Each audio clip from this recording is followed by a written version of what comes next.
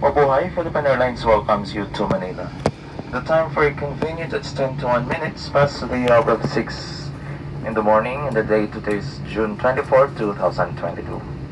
The ground temperature is recorded 27 degrees Celsius. Please remain seated with your seatbelts fastened until the aircraft comes to complete stop and the fasten seatbelt signs are switched off. May we remind you to check areas around you for any items you might leave behind. For an orderly manner of disembarkation, please remain seated until your roll numbers have been called upon for deplaning.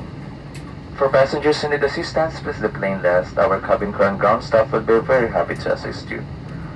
On behalf of Captain Carlo Timoteo and the rest of the crew, thank you for flying Philippine Airlines, the heart of the Filipino. Sa ngalan sa Philippine Airlines, daghang salamat sa inyong pagsakay uban ka na mo. Kami manghinag na magkita-kita at pag-usap sa mga bagban yung mga pagbiyahe.